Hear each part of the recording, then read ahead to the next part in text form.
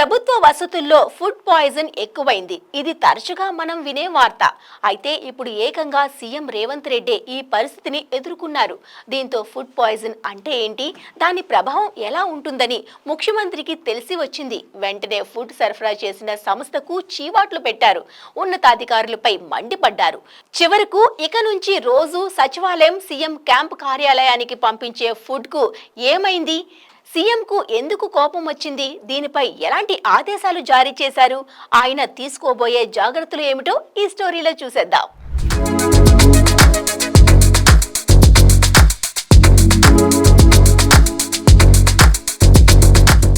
రాష్ట్రంలోని ప్రభుత్వ హాస్టల్లే కాదు, తెలంగాణ సెక్రటేరియట్లో ఫుడ్ పాయిజన్ ఘటన చోటు చేసుకుంది. సీఎంఓతో సహా మంత్రుల పేషీలు, అధికారులకు నాసిరకం భోజనం సప్లై చేసినట్లు స్పష్టమైంది. అంతేకాదు, తాజాగా విద్యాశాఖ, పర్యాటక శాఖపై సీఎం రివ్యూ చేయగా అక్కడ కూడా నాసిరకం ఫుడ్ పంపించారు. సమీక్ష చేస్తూ అదే ఫుడ్ స్నాక్స్ తిన్న డిప్యూటీ సీఎంకు ముందుగా 2 సార్లు వాంతులు కాగా, కొంత సమయం తర్వాత సీఎం రేవంత్కు కూడా రియాక్షన్ అయినట్లు విశ్వసనీయ సమాచారం.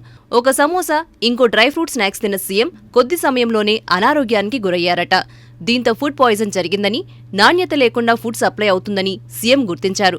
దీంతో ప్రతిరోజు ఫుడ్ తనిఖీ చేయాలని ఉన్నతాధికారులకు సీఎం ఆదేశాలు జారీ చేశారు. ఈ ఫుడ్ సరఫరా చేసే కాంట్రాక్టర్తో వెంటనే మాట్లాడాలని హెచ్చరించారు.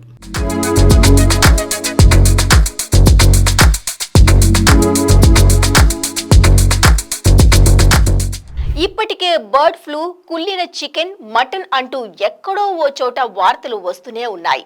అప్పుడప్పుడు ఫుడ్ సేఫ్టీ అధికారులు చేస్తున్న తనిఖీల్లో హోటళ్ల బండారం బయటపడుతూ ఉంది. తాజాగా తెలంగాణ స్టేట్ సెక్రటేరియట్ కు ఫుడ్ పాయిజన్ భయం తప్పలేదు. ఇప్పటికే పలువురు అధికారులకు ఫుడ్ పాయిజన్ కావడంతో సరఫరా చేసే సంస్థపై ఆరోపణలు వచ్చాయి. కానీ సీఎంఓలోని ఓ కీలక అధికారికి దగ్గరవారు కావడంతో ఎవరూ ఫిర్యాదులు చేసేందుకు ముందుకు రాలేదు.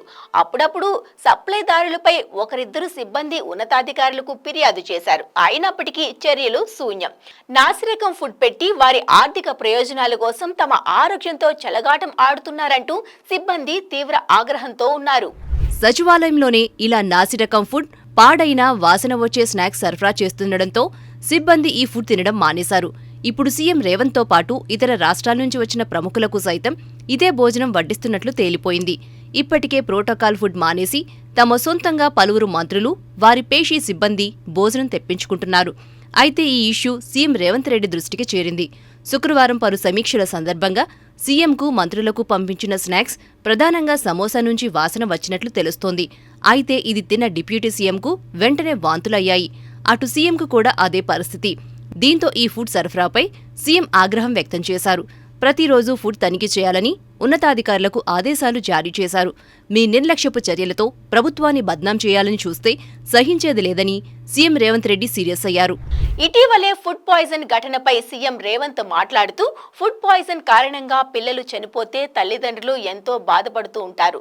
శ్రీమంతుడికి, పేదవాడికి వారి పిల్లల పట్ల ఒకే రకమైన ప్రేమ ఉంటుందని, మనల్ని నమ్మి వాళ్లు హాస్టళ్లకు పంపితే మనం ఎంత బాధ్యతగా ఉండాలో ఒక్కసారి ఆలోచన చేయాలి అంటూ చెప్పుకొచ్చారు. కానీ సీఎం ఉండే సచివాలయం, క్యాంప్ ఆఫీస్కే ఇప్పుడు పాడైన ఫుడ్ అందిస్తున్నారు.